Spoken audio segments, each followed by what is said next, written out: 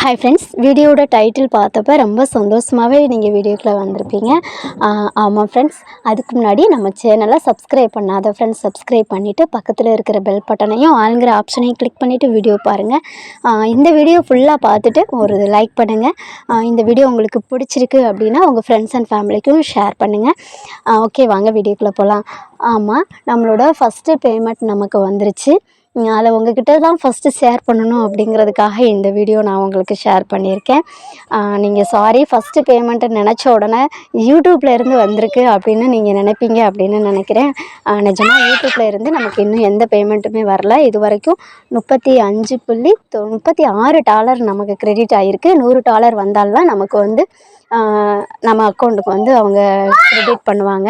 So இன்னும் நமக்கு யூடியூப்பில் இருந்து பணம் வரல. வந்துச்சு அப்படின்னா அதை தான் ஃபஸ்ட்டு நான் வந்து உங்ககிட்ட கண்டிப்பாக ஷேர் பண்ணுவேன்.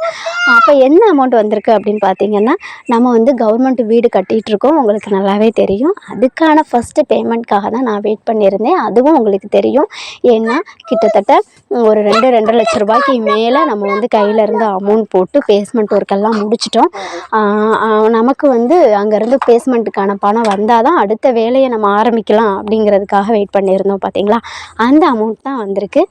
இந்த வீடியோவில் எவ்வளோ அமௌண்ட் வந்திருக்கு, நம்ம என்னென்னலாம் செலவு பண்ணியிருக்கோம் அப்படிங்கிறத தான் இதில் நான் ஷேர் பண்ணியிருக்கேன்.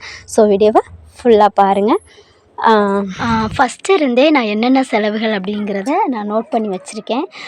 ஏன்னா அப்போ தான் ப்ராப்பராக நமக்கு என்னென்ன நம்ம செலவு பண்ணியிருக்கோம் அப்படிங்கிறது கிளியராக தெரியும். அதனால் ஃபஸ்ட்டு நம்ம ஜாதகம் பார்ப்போம் பார்த்தீங்களா, வீடு அளவு என்ன போடலாம், யார் பேரை போடலான்ட்டுன்னு ஓம்னு அதுக்கு ஆரம்பித்ததில் இருந்து தட்டை செய்ய ஜாமான் வாங்குறது, அப்புறம் அந்த ஆசாரி கூலி, அப்புறம் அங்கே ரிலேட்டிவில் காலையில் டிஃபன் எல்லாம் நாங்கள் வாங்கி கொடுத்ததுன்னு எல்லா விஷயமுமே லயனாக ஒவ்வொரு நாளும் ஒவ்வொரு டேட் போட்டு என்னென்ன செலவு என்ன வேலைக்காக நான் எவ்வளோ கொடுத்துருக்கேன் அப்படிங்கிற மாதிரியும். ஏன்னா திங்ஸ் எல்லாம் நம்ம வாங்கி கொடுத்துட்றோம், அவங்க வந்து கூலி கான்ட்ராக்டாக நம்ம விட்டுருக்கோம்.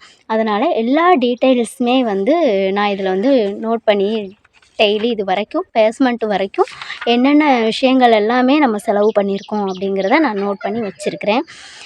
அப்போ தான் நம்ம எப்போ இதை எடுத்து பார்த்தாலுமே நமக்கு வந்து கரெக்டாக நமக்கு என்னங்கிறத நம்ம தெரிஞ்சுக்கிறலாம் அப்படிங்கிறதுக்காகவும், லாஸ்ட்டு ஃபைனலாக எவ்வளவு செலவு வருது அப்படிங்கிறத நம்ம ஒரு அப்டேட் பண்ணி வச்சுக்கிறலாங்கிறதுக்காக தான் இந்த மாதிரி நான் நோட் பண்ணி வச்சுருக்கேன். அடுத்து பார்த்திங்கன்னா, நம்ம என்ன இதுவரை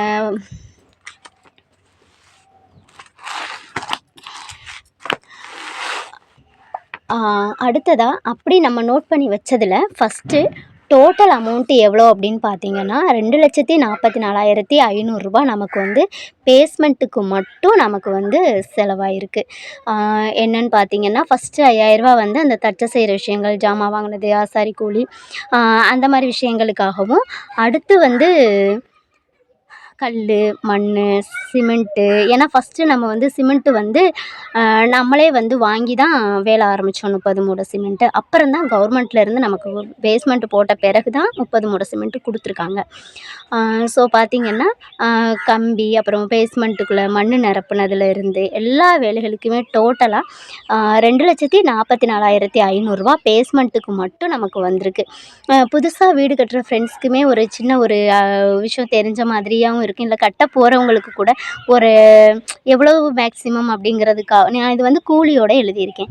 அதாவது நம்ம வாங்கி கொடுத்த பொருள் ப்ளஸ் கூலி எல்லாத்தையும் சேர்த்து மொத்தத்தில் 17க்கு 21 பேஸ்மெண்ட்டு, நம்ம வீட்டோட பேஸ்மெண்ட்டு உங்களுக்கு தெரியும். அந்த அளவு போடுறதுக்கு வந்து இவ்வளோ அமௌண்ட்டு வந்துச்சு நமக்கு. அப்புறமா தான் கவர்மெண்ட்லேருந்து 30 மூடை சிமெண்ட்டு கொடுத்தாங்க பார்த்தீங்களா, அதில் ஒரு 3 மூடை வந்து லாஸ்ட்டாக வந்து அந்த மொங்காம் போடுறதுக்காக எடுத்தாங்க. போக இப்போதைக்கு மீதம் 27 மூடை சிமெண்ட் இருக்குது.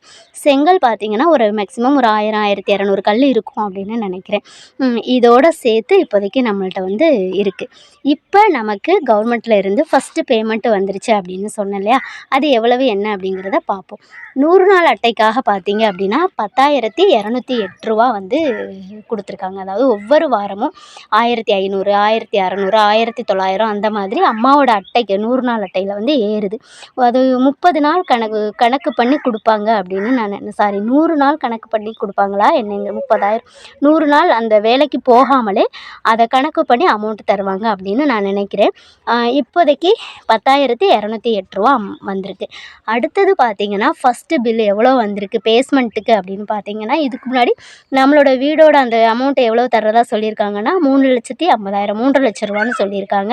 இதில் சிமெண்ட்டு 130 மூடை ப்ளஸ்ஸு கம்பி கொடுப்பாங்க, அதையும் கழிச்சிட்டு நமக்கு அமௌண்ட்டு ஏறும் அப்படின்னு நினைக்கிறேன். இந்த 3 லட்சத்தில் கழிச்சிட்டு இப்போ ஃபஸ்ட்டு பேஸ்மெண்ட்டுக்காக எவ்வளோ நமக்கு கிடச்சிருக்கு அப்படின்னு பார்த்திங்கன்னா டட்டடை 60,750 ரூபா கிரெடிட் ஆகிருக்கு.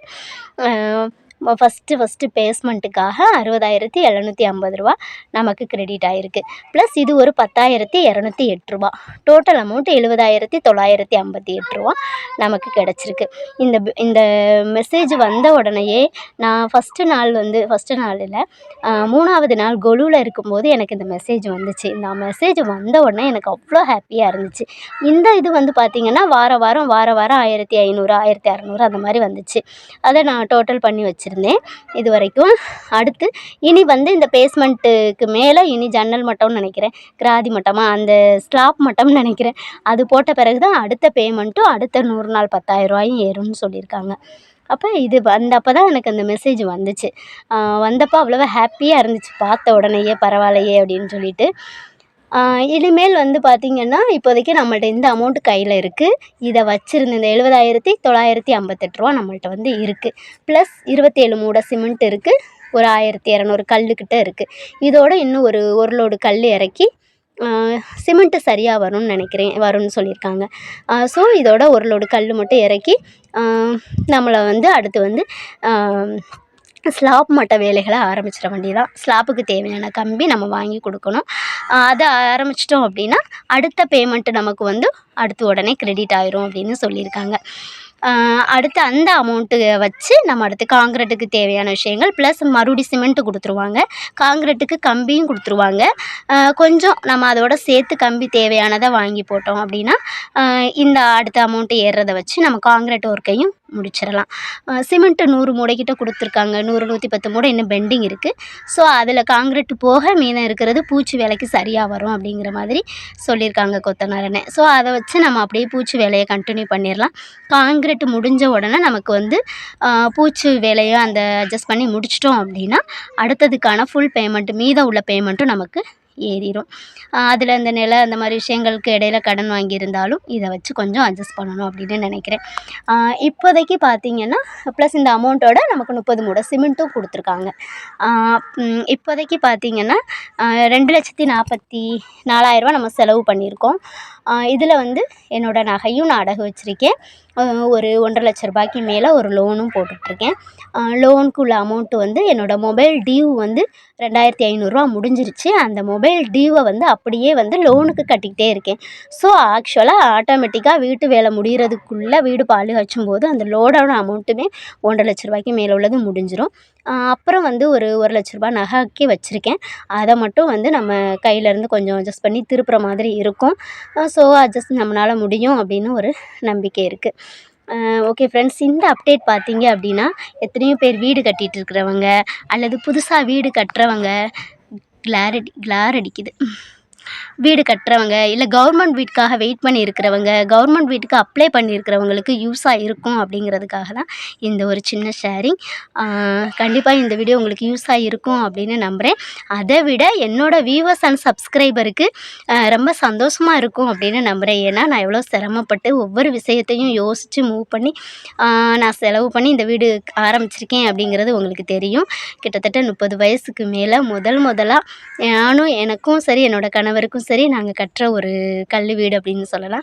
அதுக்கு எந்த மாதிரி விஷயங்கள் எல்லாம் நான் மெனக்கெட்டு பண்ணிகிட்ருக்கேன் அப்படிங்கிறது உங்களுக்கு தெரியும்.